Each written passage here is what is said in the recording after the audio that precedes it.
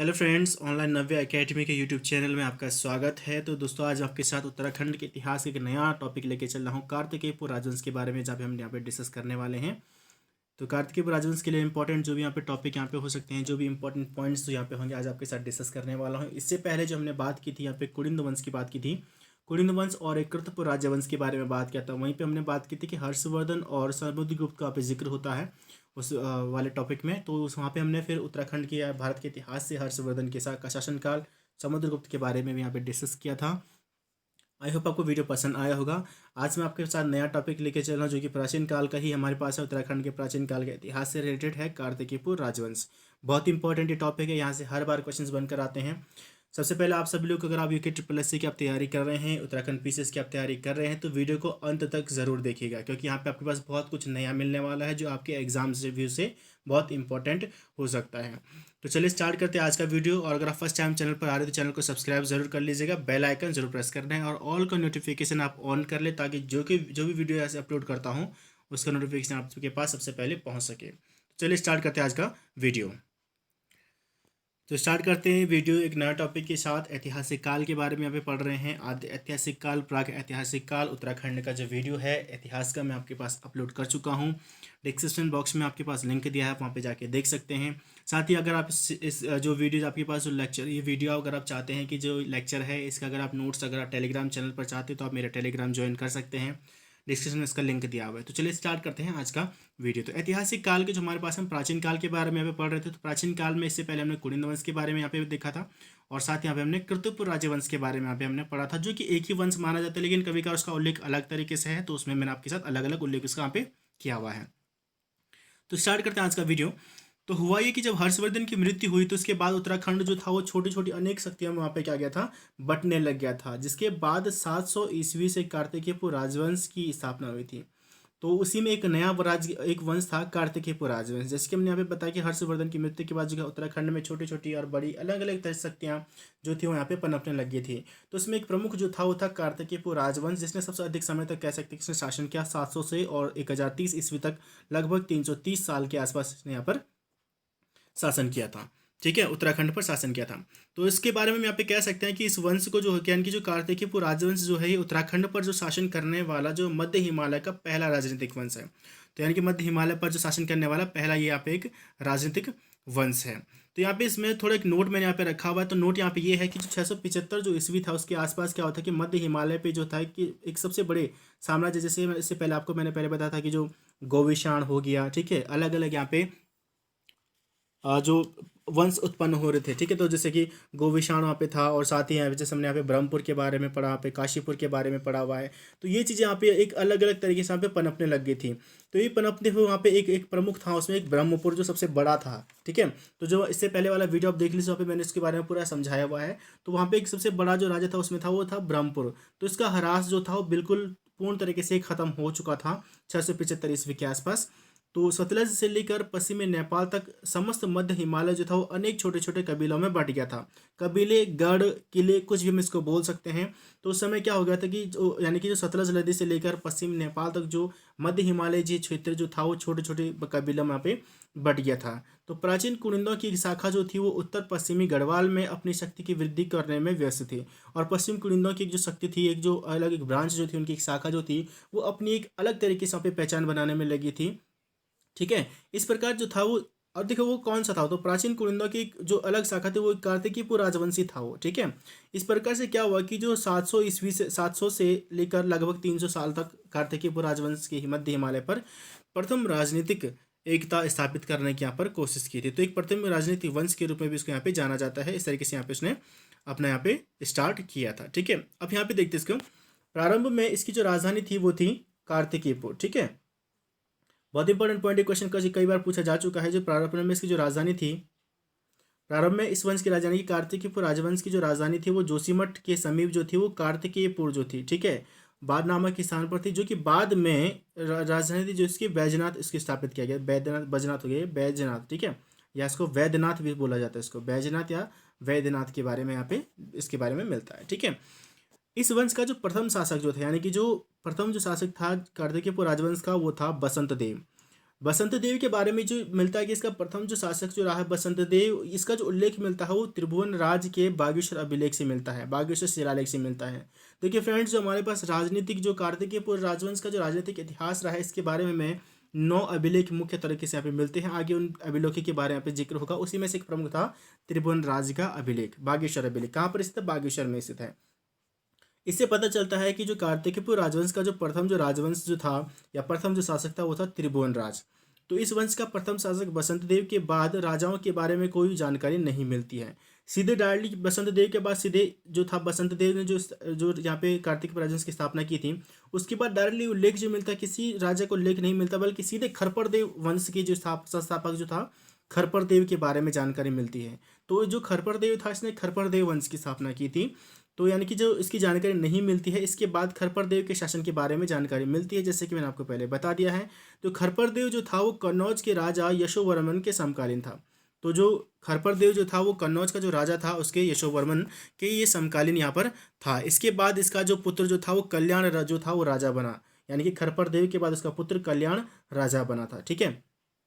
नालंदा अभिलेख में बंगाल के पाल शासक धर्मपाल द्वारा गढ़वाल पर आक्रमण करने का भी उल्लेख मिलता है। तो एक अलग से यहाँ पे एक और उल्लेख मिलता है नालंदा अभिलेख से। तो आप ध्यान रखिए यहाँ पे कि किस अभिलेख से पाल शासक धर्मपाल द्वारा गढ़वाल पर आक्रमण करने का उल्लेख मिलता है। तो वो मिलता है नालंदा अभिलेख से। क्वेश्चन आपके पास तरीके से बन गया है। तो इसकी जानकारी यहाँ पे मिलती है। इसी आक्रमण के बाद कहते हैं कि जो इस आक्रमण के बाद यहाँ पे खरपरदेव वंश की स्थापना हुई थी। ठीक है, जो यह समाप्त हुआ था और यहाँ पे निम्बर वंश की स्थापना हुई थी।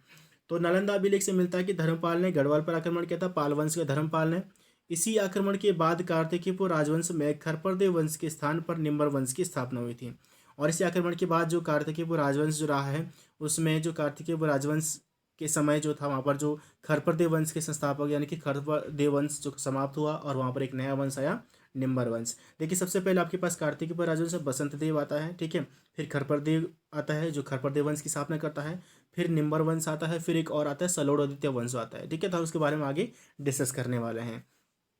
निम्बर ने जागेश्वर में विमानों का निर्माण करवाया। इंपॉर्टेंट पॉइंट है, निम्न में से किसने जागेश्वर में विमानों का निर्माण करवाया था? तो आपके पास निम्बर, खरपरदेव, बसंत देव, कुछ भी ऑप्शन में हो सकता है। यानी कि आपका ऑप्शन नंबर क्या होगा? निम्बर सही होगा। साथ ही निम्बर द्वारा पाल से संधि का भी उल्लेख मिलता है, जिसके बारे में पता चलता है। तो आप यहाँ पे ध्यान रखेंगे, इस चीज़ के बारे में आप पता कर सकते हैं। क्वेश्चन आपके पास बन सकता है कि किस उत्तराखंड शासक ने पाल वंश या किस शासक ने पाल वंश के शासकों के साथ संधि की थी? तो कौन था? निम्बर था। दो, जैसे मैंने आपको पहले बताया कि यूके 80 का जिस तरीके से पेपर का जो लेवल बना रहा है वो उत्तराखंड के पेपर का जो लेवल बनाता है, यूके 80 का हिस्ट्री का हो गया किसी भी तरीके से, तो बहुत डीपली बना रहा है। तो आपको एक एक चीज़ यहाँ पर ध्यान रखनी होगी। ठीक है, बशर्ते इसका मैं फिर से आपके पास एक नया वीडियो लेकर आऊँगी जो मैं ऑप्शनल इसमें क्वेश्चन आपके साथ डिस्कस करूँगा।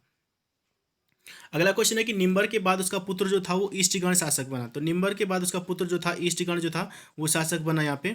तो उसने यहाँ पर जो उत्तराखंड जो पूरा उत्तराखंड को एक सूत्र में बांधने का उसने यहाँ पर प्रयास किया था। ठीक है, से पूरे एक को, जैसे यहाँ मैंने बताया कि निम्बर जो था, निम्बर के बाद उसका पुत्र ईस्टगण शासक बना और एक बहुत ही शक्तिशाली शासक यहाँ पे हुआ है ईस्टगण। इसने पूरे उत्तराखंड को एक सूत्र में बांधने का प्रयास किया। आपके पास यहाँ पे क्वेश्चन आ सकता है कि निम्बर वंश का वह कौन सा शासक था जिसने उत्तराखंड को एक सूत्र में बांधने का प्रयास किया था? तो वो था ईस्टगण। इसने जागेश्वर के नवदुर्गा, महिषमर्दिनी और लकुलीस तथा नटराज मंदिरों का निर्माण करवाया था। तो जागेश्वर में इसने नवदुर्गा हो गया, महिषमर्दिनी हो गया, लकुलीस और नटराज जैसे मंदिरों का यहाँ पे इसने निर्माण करवाया था। अंग्रेजी इतिहासकार जो हैं वो एटकिंसन के अनुसार बताया जाता है कि जो कार्तिकेय राजवंश की जो सीमा जो रही है वो रही है उत्तर में तिब्बत कैलाश पर्वत जो था, ठीक है, पश्चिम में सतलज नदी से लेकर, पूर्व में गंडकी नदी से लेकर तथा दक्षिण में कठेर। पूर्व में गंडकी यानी कि नेपाल तक की जो आसपास का जो क्षेत्र आता है, ठीक है, और दक्षिण में कठेर यानी कि रुहेलखंड तक फैली हुई थी। तो आपके पास बहुत इंपॉर्टेंट पॉइंट आपके पास है कि जो कार्तिकेय राजवंश की जो सीमा रही है वो कहाँ से कहाँ तक रही है। ठीक है, तो उत्तर में आपके पास जैसे कि तिब्बत नेपाल तक रही है। पूर्व की बात करें तो गंडकी तक रही, गंडकी यानी कि नेपाल में गंडक नदी जो है नेपाल से बहकर होती आती है। ठीक है, और दक्षिण में जो है वो कठेर यानी कि रुहेलखंड जो हो गया, और पश्चिम में हमारे पास क्या है?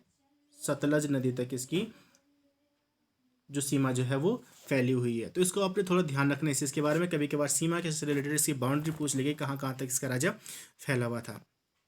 अब बात करते हैं आगे इसके बारे में। तो निम्बर जो शैव धर्म का अनुयायी था, ठीक है, जो निम्बर जो था वो शैव धर्म का अनुयायी था। इंपॉर्टेंट क्वेश्चन है, जैसे कि मैंने आपको पहले बता दिया कि यूके ट्रिपल एस का जो लेवल है क्वेश्चन पूछने का वो बहुत ही अलग तरीके से है। तो आपके पास पूछा जा सकता है कि जो निम्बर वंश का जो संस्थापक था निम्बर, वह किस धर्म का अनुयायी था, तो वो शैव धर्म का अनुयायी था। तो उसका पुत्र जो था ललित सूर, वो भी शैव धर्म का, अपने बाप की तरह वो भी शैव धर्म का अनुयायी था, ठीक है। निम्बर के बाद उसका पुत्र ललित सूरदेव शासक बना। पांडुकेश्वर के ताम्रपत्र अभिलेख से या ताम्रपत्र में इसके काली काली कलंक पंख में कहा गया कि इसे मग्न धरती के उद्धारक के रूप में इसको जाना जाता है और कि वराह अवतार के रूप में इसको समान इसको बताया गया है ललित सूरदेव को। एक इंपॉर्टेंट क्वेश्चन आपके पास बन गया कि उत्तराखंड इतिहास में ललित सूरदेव को किस क्या अवतार के रूप में जाना जाता है, तो वराह अवतार। वराह अवतार जो विष्णु भगवान के 10 अवतारों में से एक अवतार है वराह अवतार, ठीक है। तो उसके बारे में इसके बारे में पे बताया गया है कि जो वराह अवतार के रूप में इसको यहाँ पे उल्लेखित यहाँ पे पांडुकेश्वर ताम्रलेख में बताया गया है। ललित सूरदेव के बाद उसका पुत्र जो था वो भूदेव जो था वो शासक बना, ठीक है। तो शासक बनने के साथ साथ इसने इसका एक इंपॉर्टेंट यहाँ पे इससे पॉइंट ये है कि बौद्ध धर्म का विरोधी था, ठीक है। आपके पास क्वेश्चन आ सकता है कि निम्बर वंश का कौन सा जो शासक था जो बौद्ध धर्म का विरोधी था, ठीक है, तो वो था भूदेव, ठीक है। इसने बैजनाथ मंदिरों के निर्माण में अपना सहयोग प्रदान किया था, साथ ही अपने पिता की तरह ये भी क्या था, शैव धर्म का अनुयायी था। तो देखिए यहाँ पे यानी कि निम्बर वंश हो गया, ललित सूरदेव हो गया, भूदेव हो गया, तो सभी क्या थे, निम्बर वंश के ही या शैव धर्म के अनुयायी थे, ठीक है। नेक्स्ट पॉइंट देखते हैं यहाँ पे कार्तिकीपुर राजवंश। ये सारी जो जानकारी यहाँ पे मिलती है कि इसने जो बैजनाथ मंदिर में निर्माण में अपनी सहयोग राशि प्रदान की थी, ये सब के सब कहाँ से मिलते हैं, पांडुकेश्वर अभिलेख से मिलते हैं, ठीक है। तो अगर देखते हैं यहाँ पे कार्तिकीपुर राजवंश के शासनकाल में आदि गुरु शंकराचार्य उत्तराखंड आए। तो कार्तिकीपुर राजवंश के जो शासनकाल में ही आदि गुरु शंकराचार्य जो थे उत्तराखंड आए। तो जब उत्तराखंड आए उस समय यहाँ पर जो था वो बौद्ध धर्म का बहुत यहाँ पे अनुयायियों का बौद्ध धर्म का बोलबाला ज़्यादा था उत्तराखंड में। तो इन्होंने उत्तराखंड में हिंदू धर्म के लिए ज़्यादा यहाँ पे काम करना शुरू किया। साथ ही हम कह सकते हैं कि हिंदू धर्म के लिए जागरूकता फैलाना शुरू किया। उसी के साथ उन्होंने यहाँ पर बद्रीनाथ और केदारनाथ मंदिरों का भी यहाँ पर पुनरुद्धार किया था। सन 820 ईस्वी में शंकराचार्य ने केदारनाथ में अपने प्राणों को त्याग दिया था, ठीक है। तो कार्तिकीपुर राजवंश की यहाँ पे जैसे कि हम बात करें तो कार्तिकीपुर राजवंश की जो राजभाषा जो थी वो थी संस्कृत, और लोक भाषा या आम बोलचाल की जो भाषा थी वो थी पाली भाषा थी, ठीक है, जो कि बौद्धों की एक भाषा जो थी, यानी कि बौद्ध जो ग्रंथ जो हमें सारे मिलते हैं किसमें अधिकतर किसमें मिलते हैं, पाली भाषा में मिलते हैं। तो इनकी जो बोलचाल की वो जो भाषा थी वो थी पाली, लेकिन जो राजभाषा थी वो थी संस्कृत। कार्तिकीपुर राजवंश की ध्यान रखिएगा इस चीज़ को, ठीक है। नेक्स्ट हम बात करें यहाँ पे कि तो BD पांडे यानी कि बद्रीदत्त पांडे जो हैं यहाँ पे, उनके अनुसार जो कार्तिकीपुर राजा जो थे वो सूर्यवंशी अपने आप को स्वयं को जो क्या थे, सूर्यवंशी के रूप में मानते थे, ठीक है। अब यहाँ पे हमने यहाँ पे थोड़ा बात की है शंकराचार्य जी के बारे में। तो शंकराचार्य जी के बारे में थोड़ा पढ़ लेते हैं कि शंकराचार्य जी के बारे में क्या क्या इंपॉर्टेंट आपके पास यहाँ पे क्वेश्चंस बन सकते हैं। तो सबसे पहली बात, जो शंकराचार्य जी थे उनका जन्म जो था वो 568 BC का मतलब है birth of before the Jesus Christ, ठीक है। तो यानी कि जो जीसस क्राइस्ट के जन्म से पहले का जो समय होता है उसको हम क्या बोलते हैं, ईसा पूर्व बोलते हैं। और फिर उसके बाद के उनके जन्म के बाद के जो समय होता है वो ईसवी होता है। इसका मतलब 508 BC, मतलब इसका मतलब ये हो गया यानी कि जो शंकराचार्य के जो जन्म हुआ था वो जीसस क्राइस्ट के जन्म से 508 साल पहले हुआ था, ठीक है। और जो इनकी मृत्यु हुई थी तो 476 ईस्वी में। तो इस समय BC का मतलब ये था कि उल्टा गिना जाता है। जैसे हम यहाँ पे लेके चलते हैं कि 1 2 3 4 से, तो हमारे इस एक सीरीज बनती है हम, तो लेके हम यहाँ पे जैसे BC की बात होती है उल्टा जा रहा है, पे नीचे के लिए घटते हुए क्रम में इसको काउंट किया जाता है, ठीक है। तो शंकराचार्य जी का जन्म 508 BC में हुआ था और इनकी मृत्यु 476 ईसा पूर्व में हुई थी। जो इनका स्थान जो हुआ था उस समय जो जन्म जो हुआ इनका वो हुआ कलाड़ी जो है, उस समय चेर साम्राज्य वहाँ पे हुआ करता था। जो हम उत्तराखंड यानी कि भारत के इतिहास में चोल साम्राज्य, चेल साम्राज्य, चौहान साम्राज्य, इन छोटे छोटे सातवाहनी सब छोटे छोटे साम्राज्य के बारे में जब हम पढ़ते हैं तो वहाँ पर एक अलग से पढ़ने के लिए मिलता है चेर साम्राज्य के बारे में। तो वहाँ पे समय चेर का जो साम्राज्य था, ठीक है। वर्तमान समय की बात करें तो केरल इसको बोलते हैं। सीधी सी बात, अगर आपके पास स्टेट आता है वर्तमान समय का तो केरल होगा, और अगर जन्म स्थान पूछता है तो कलाड़ी आपके पास यहाँ पे, ठीक है। इनके गुरु जो थे वो आचार्य गोविंद भगवत पाद जो थे इनके गुरु थे। इनके माता पिता का नाम था शिवगुरु और माता का नाम था सुभद्रा, ठीक है। इनका जो दर्शन जो था वो अद्वैत वेदांत दर्शन के रूप में ही जाना जाता है। शंकराचार्य जी को मेन तौर पे जो माना जाता है, इन्होंने 4 मठों की यहाँ पर स्थापना की थी, जिसमें से अगर हम बात करें उत्तर में तो बद्रीनाथ यानी कि ज्योतिषपीठ के नाम से उसको जाना जाता है। बद्रीनाथ को अन्य किस नाम से, ज्योतिषपीठ के नाम से जाना जाता है। ध्यान रखिएगा इस चीज़ को, ज्योतिषपीठ। बद्रीनाथ की स्थापना उसने नॉर्थ में जो किया था वो उत्तराखंड में किया था। साथ ही उसने साउथ में जो किया था यानी कि दक्षिण में रामेश्वरम जो है, तो श्रृंगेरी पीठ इसके नाम से उसको जाना जाता है, श्रृंगेरी पीठ को, तो वो कहाँ पर स्थित है? रामेश्वरम, तमिलनाडु में है। पूर्व में अगर बात करें तो इसने पूर्व में गोवर्धन पीठ की स्थापना की थी जगन्नाथपुरी, जो कि आपके पास है उड़ीसा में। ठीक है, साथ ही जो पश्चिम की हम बात करें तो द्वारिका शारदा पीठ, एक शारदा पीठ की यहाँ पे स्थापना की थी, जो कि द्वारिका में है और गुजरात में है। तो यानी कि अगर सिर्फ अगर वो स्टेट पूछता है तो आपके पास इस तरीके से कई बार हो सकता है कि आपके पास, जैसा उसने पूछ दिया कि जो श्रृंगेरी पीठ, जो आपका शंकराचार्य जी द्वारा स्थापित श्रृंगेरी पीठ जो मठ है, वो किस राज्य में से? तो तमिलनाडु में है। तो चारों दिशाओं में उन्होंने 4 मठों की स्थापना की थी, जिसमें था ज्योतिष पीठ था, श्रृंगेरी पीठ था, द्वारिका पीठ था और गोवर्धन पीठ था। ज्योतिष पीठ बद्रीनाथ उत्तराखंड में है, श्रृंगेरी पीठ रामेश्वरम तमिलनाडु में है, द्वारिका जो है या शारदा पीठ जो है वो द्वारिका गुजरात में है, और गोवर्धन पीठ जो है वो जगन्नाथपुरी उड़ीसा में है। तो बहुत इंपॉर्टेंट आपके पास टॉपिक, यहाँ पे आपके पास क्वेश्चन, ये आपके पास हिस्ट्री, इंडियन हिस्ट्री से भी रिलेटेड है। ठीक है, इंडियन हिस्ट्री से भी ये रिलेटेड है यहाँ पे। चलिए चलिए देखते हैं नेक्स्ट आपके पास पॉइंट क्या क्या होगा। तो नेक्स्ट हमने यहाँ पे अब देखिए, जैसे कि मैंने आपको पहले बताया कि इसके बारे में कार्तिकेयपुर राजवंश के बारे में 9 अभिलेखों से पता चलता है। तो कार्तिकेयपुर राजवंश के 9 अभिलेख हमें प्राप्त हुए, जिसमें सबसे पहला जो है वह है त्रिभुवन राज का बागेश्वर अभिलेख। तो आपके पास क्वेश्चन आपके पास आ सकता है कि त्रिभुवन राज के द्वारा जो उल्लेख, जो शिलालेख जो है वो कहाँ पर स्थित है? तो वो है बागेश्वर मंदिर जो आपके पास है। ठीक है, बागेश्वर मंदिर में स्थित है, जो कि कुटिला लिपि में लिखा गया है। कभी कभार हो सकता है कि उसने लिपि आपके पास पूछ लिया, तो आपको ध्यान रखना है किस में लिखा गया है? कुटिला लिपि में लिखा गया है। ललित सूर्यदेव का पांडुकेश्वर ताम्रलेख जो है, ललित सूर्यदेव का जो पांडुकेश्वर ताम्रपत्र भी है, ताम्रलेख है, ताम्रपत्र दोनों यहाँ पे हैं। ललित सूर्यदेव का है यहाँ पर कंडारा अभिलेख है। एक इंपॉर्टेंट यहाँ पे क्वेश्चन बनता है कि कार्तिकेयपुर राजवंश का वह कौन सा शासक है जिसके सर्वाधिक अभिलेख प्राप्त हुए हैं? वो है ललित सूर्यदेव। ठीक है, कौन है? ललित सूर्यदेव के बारे में। भूदेव का बागेश्वर अभिलेख है। ठीक है, देसठ देव का बालेश्वर मंदिर अभिलेख है, जो कि चंपावत में स्थित है। ठीक है, जो ताम्रपत्र जो यहाँ पे है। पद्मदेव का पांडेश्वर ताम्रपत्र है। सुभिक्षराज का है पांडुकेश्वर ताम्रपत्र, और बैजनाथ के 3 जो शिलालेख यहाँ पे प्राप्त हुए हैं। ठीक है, अगले हम बात करें यहाँ पे बागेश्वर के बारे में, तो यहाँ पे हम थोड़े सी चीज़ के बारे में देख रहे हैं कि जो बागेश्वर का एक अभिलेख जो है, जो बागेश्वर वाले जो शिलालेख है वो पूर्ण रूप से विलुप्त हो चुकी है, जिस पर किसी अवाचित राजा कि राजा जो त्रिभुवन राज तथा भूदेव के 3 अभिलेख उत्कीर्ण थे। तो वहाँ पे एक अवाचित राजा था और भूतकीर्ण जो त्रिभुवन राज जो था, इन तीनों के यहाँ पे अभिलेख यहाँ पे उत्कीर्ण मिलते हैं, यानी कि उन पर यहाँ पे उल्लेख मिलता है। तो अब बात करते हैं हमारा उत्तराखंड का जो कार्तिकेय राजवंश जो रहा है वो एग्जैक्टली था, ये तो हमने उसके बारे में पढ़ा, किसने शासन किया, कौन शासक बना। अब हम उसके बारे में, उनके शासकों के बारे में पढ़ते हैं। ठीक है, तो शासकों के बारे में जानना भी जरूरी है, कई बार क्वेश्चन आपके पास इससे भी पूछा जा सकता है।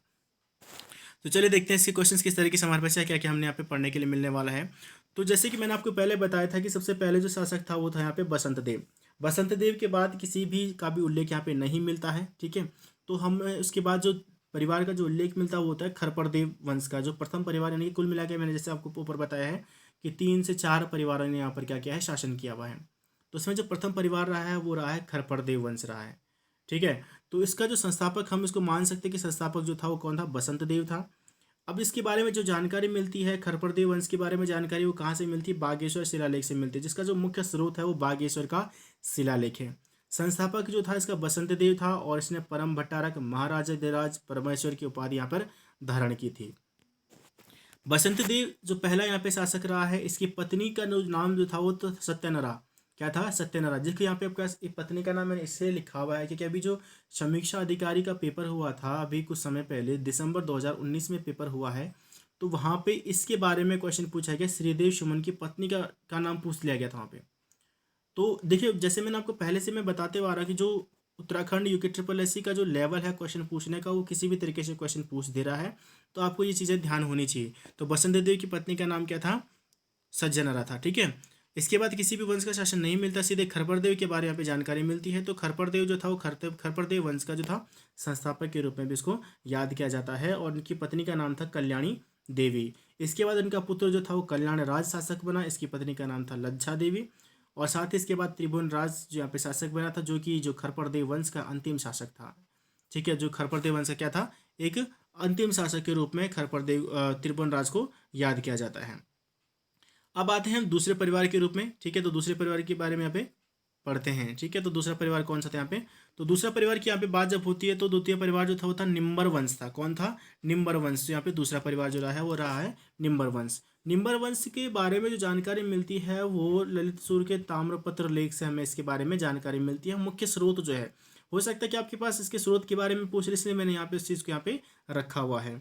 निम्बर जो था, इसका जो संस्थापक जो था वो था निम्बर देव, जो कि शैव धर्म का अनुयायी था, और इसकी पत्नी का नाम था नासु देवी। ठीक है, क्या था?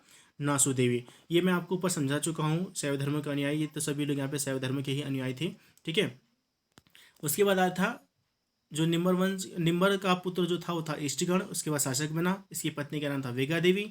इसके बाद जो उसका पुत्र जो था इष्टगण का पुत्र ललित सूर्यदेव शासक बना, जिसके सबसे ज़्यादा ताम्रपत्र लेख, जिससे मैंने आपको बताया हुआ था। ठीक है, इसके सबसे ज़्यादा जो लेख हैं इनके ताम्रपत्र लेख अभिलेख जो भी हैं सबसे ज़्यादा मिले हुए हैं ललित सूर्यदेव के। इसकी पत्नी का नाम था सामदेवी। और जो यानी कि जो खरपड़देव वंश का जो अंतिम, निम्बर वंश का जो अंतिम जो शासक था वो था भूदेव। कौन था? भूदेव। अब बात करते हैं तृतीय परिवार के बारे में। तो तृतीय परिवार जो था वो था सलोड़ादित्य वंश के नाम से जाना जाता है। इसके स्रोत की बात करें तो सुभिक्षराज ताम्रपत्र लेख और देसठदेव ताम्रपत्र लेख के बारे में यहाँ पे जानकारी मिलती है। तो सबसे पहले जहाँ पे सलोड़ादित्य जो रहा है वो संस्थापक इसका रहा है। इसकी पत्नी का नाम था सिंगली देवी, या इसको वली देवी के नाम से भी जाना जाता है। सलोड़ादित्य के बाद उसका पुत्र इच्छरदेव शासक बना, जो कि द्वितीय संस्थापक के नाम से जाना जाता है। इसकी पत्नी का नाम था सिंधु देवी। इसके बाद आया था देसठ देव। देसठ देव की पत्नी का नाम था पद्ममल्ल देवी। देसठ देव के बाद इसका पुत्र पद्मदेव शासक बना। पद्मदेव की पत्नी का नाम था इसाल देवी। और इसके बाद बना था सुभिक्षराज, जो कि इस वंश का अंतिम शासक था। तो सलोड़ादित्य वंश का अंतिम शासक था सुभिक्षराज, संस्थापक जो था वो था सलोड़ादित्य। निम्बर वंश का अंतिम शासक कौन था? भूदेव, संस्थापक था निम्बरदेव। ठीक है, और जैसे उससे पहले हमने बात किया खरपड़देव वंश का पहला शासक कौन था? वो था खरपड़देव, संस्थापक या वसंत देव। ठीक है, और जिसका अंतिम शासक कौन था? वो था सुभिक्षराज, सॉरी नंद। ठीक है, जो उसके बारे में था त्रिभुवन राज। तो ये अलग अलग तरीके से हमारे पास यहाँ पे क्वेश्चन, आपके इसी तरीके से क्वेश्चन घुमा फिरा के पूछता है। सुभिक्षराज की राजधानी जो है उसके ताम्र शासन से इसके बारे में मिलता है, जिसमें जो ताम्र शासन में इसकी राजधानी का जो नाम है वो सुभिक्षपुर के नाम से प्रसिद्ध यहाँ पे है। 10वीं सदी के अंत में 11वीं सदी के प्रारंभ में सुभिक्षराज ने किसी वंशज ने, ठीक है, अब देखिए ध्यान रखिए इसके बारे में क्वेश्चन आपके पास क्या पूछ रहा है। 10वीं या 11वीं शताब्दी के बीच में जो था कि सुभिक्षराज के किसी वंशज ने ही कुमाऊं की गौतमी घाटी में राजधानी को स्थानांतरित किया, जिसे वैद्यनाथ शिलालेखों में वैद्यनाथ कार्तिकीपुर के नाम से जाना जाता है। तो यानी कि हम कह सकते हैं कि जो गौतमी घाटी जो रही है, कुमाऊं की गौतमी घाटी में राजधानी जो रही है वो स्थानांतरित की थी वैद्यनाथ शिलालेखों में, इसको वैद्यनाथ कार्तिकेयपुर के नाम से जाना जाता है। तो वो रहा है सुभिक्षराज का ही कोई यहाँ पे क्या रहा है, कह सकते हैं कि वंशज, जिसने इसकी राजधानी यहाँ पे स्थानांतरित की थी। चतुर्थ परिवार के रूप में जो रहा है, चतुर्थ परिवार रहा वो लखन पाल देव रहा है। उसके बाद इंद्रपाल देव आया और त्रिभुवन पाल देव आया है। चतुर्थ परिवार के बारे में कोई इसका अलग से नाम नहीं मिलता, जैसे कि हमने ऊपर निम्बर वंश पढ़ा, खरपड़देव वंश पढ़ा, सलोड़ादित्य वंश पढ़ा, तो इसका ऐसा कोई नाम का उल्लेख नहीं मिलता है। ठीक है, कार्तिकपुर राजवंश के बारे में कुछ महत्वपूर्ण तथ्यों को देख लेते हैं। इसका प्रशासन किस प्रकार का था और क्या क्या चीज़ें यहाँ पे थी। ठीक है, तो ये हमारे इस वीडियो का अंतिम टॉपिक रहेगा इसका। तो कार्तिकीपुर वंशीय राजाओं के लोक हितकारी कार्यों के कारण कुमाऊं क्षेत्र में आज भी और प्रचलित है कि कार्तिकीपुर वंश के अवसान पर इसका सूर्य अस्त हो गया था। यानी कि उसने इतने अच्छे यहाँ पे एक अच्छे कार्य यहाँ पे कार्तिकीपुर राजवंश के राजाओं ने किए हैं कि यहाँ पे आज भी कहा जाता है कि कार्तिकपुर राजवंश के अवसान मतलब अंत होते ही यहाँ का सूर्य भी, इसका सूर्य भी क्या हो गया था? अस्त हो गया था। जो कार्तिकपुर राजवंश के जो शासक थे, ये शासक जो थे वो गिरिराज चक्र चूड़ामणि के उच्च पद पर विभूषित थे। साथ ही इनको चक्रवर्ती सम्राट के नाम से भी जाना जाता था। ठीक है, राज्य व्यवस्था जो इनकी उच्च कोटि की थी, साथ ही इन्होंने पुलों एवं सड़कों की एक अच्छा निर्माण किया और उनकी एक अच्छी व्यवस्था के रूप उनका निर्माण करने की यहाँ पे कोशिश की थी। इतिहासकार एल जोशी या लक्ष्मीदत्त जोशी LD जोशी के अनुसार कार्तिकीयपुर राजवंश के जो राजा जो थे वो मूलतः कहाँ के थे? अल्मोड़ा के थे। इंपॉर्टेंट पॉइंट है, सबसे इंपॉर्टेंट पॉइंट है। कार्तिकीयपुर राजवंश के जो राजा जो थे वो मूलतः किस डिस्ट्रिक्ट से थे या कहाँ से बिलोंग करते थे? अल्मोड़ा से बिलोंग करते थे। राजा जो शालिवाहन जो थे, राजा शालिवाहन कार्तिकेयपुर राजवंश राजाओं के आदि पुरुष माने जाते हैं। तो आपके पास क्वेश्चन एक से एक बढ़कर यहाँ पे आपके पास मिल सकता है। अगर आप इसको डीपली देखेंगे तो इसी टॉपिक से कम आप 40 से 50 क्वेश्चन निकाल सकते हैं। इसको मैं बताऊंगा आपके पास जब मैं आपके पास इसके लेक्चर वीडियो के साथ साथ, अभी तो लेक्चर वीडियो है, जब मैं इसका MCQ वीडियो लेके आऊँगा वहाँ पे आपके साथ इसके बारे में डिस्कस करूँगा कि कितने क्वेश्चन से बन सकते हैं। इनके जो इष्ट देव जो थे कार्तिकेय राजवंश के राजाओं के जो इष्ट देव था वो था कार्तिकेय थे। ठीक है। कश्मीरी इतिहासकार कलहण की राजतरंगिणी में तरंगिणी पुस्तक में कश्मीरी राजा ललितादित्य मुक्तापीठ द्वारा गढ़वाल क्षेत्र को जीतने का भी उल्लेख मिलता है। देखिए क्वेश्चन कई बार पूछा जा चुका है कि राजतरंगिणी के रचयिता कौन है, तो कलहण है। और राजतरंगिणी जो है उसमें उत्तर कश्मीर के इतिहास का वर्णन उसने किया हुआ है। तो इस पुस्तक में मिलता है किसके बारे में, इसके बारे में बताया जाता है कि जो जो राजतरंगिणी जो पुस्तक रही है उसमें कश्मीरी राजा ललितादित्य मुक्तापीठ द्वारा गढ़वाल क्षेत्र को जीतने का उल्लेख भी यहाँ पर मिलता है। संभवतः इसी समय खरपड़देव ने कार्तिकेयपुर पर कब्जा कर नए वंश की स्थापना की थी। तो जैसे कि उसी समय की बात यहाँ पे हो रही है जिस समय ललितादित्य मुक्तापीठ ने गढ़वाल क्षेत्र को जीता था, उसी के साथ खरपड़देव ने कार्तिकेयपुर एक नए वंश की स्थापना खरपड़देवपुर वंश की नींव डाली थी। बात करें अगर हम खरपड़देव वंश के अंतिम शासक त्रिभुवनराज के बारे में, तो त्रिभुवनराज जो था वो किसी किरात पुत्र के साथ संधि करने के बारे में इसके बारे में जानकारी मिलती है। साथ ही उसने व्याघ्रेश्वर देवता के मंदिर को भूमिदान की चर्चा भी इस अभिलेख से प्राप्त होती है या बागेश्वर अभिलेख से प्राप्त होती है। तो ये इंपॉर्टेंट टॉपिक जो था हमारा, जो सामने बारे में जिसके बारे में यहाँ पे देखा है यहाँ पे कार्तिकेयपुर राजवंश के बारे में, तो बहुत ही इंपॉर्टेंट यहाँ पे चीज़ें हमने यहाँ पे डिस्कस की हुई हैं बहुत डीपली। जिस तरीके से मैं आपको बार बार बता रहा हूँ क्योंकि SSC का जो लेवल है क्वेश्चन पूछने का, ठीक है, या उत्तराखंड PCS में जिस तरीके से क्वेश्चन पूछे जाते हैं उससे रिलेटेड यहाँ पे क्वेश्चन आपके साथ डिस्कस किए हैं, इसलिए पहले मैं लेक्चर वीडियोस लेके आ रहा हूँ। साथ इसके बाद आपके साथ मैं MCQs भी इसके डिस्कस करूँगा किस तरीके से क्वेश्चन यहाँ पे बन सकते हैं। और अगर आप चैनल पर सब्सक्राइब नहीं किया तो चैनल को सब्सक्राइब जरूर कर लीजिएगा, बेल आइकन जरूर प्रेस कर लें और ऑल का नोटिफिकेशन आप ऑन कर लें ताकि जो भी वीडियोस अपलोड करता हूँ आपके पास उसका नोटिफिकेशन आ सके। तो फ्रेंड्स वीडियो कैसा लगा कमेंट बॉक्स में ज़रूर बताएं और वीडियो को लाइक शेयर करना ना भूलें। मिलता हूँ जल्दी नए वीडियो के साथ, तब तक के लिए जय हिंद जय भारत।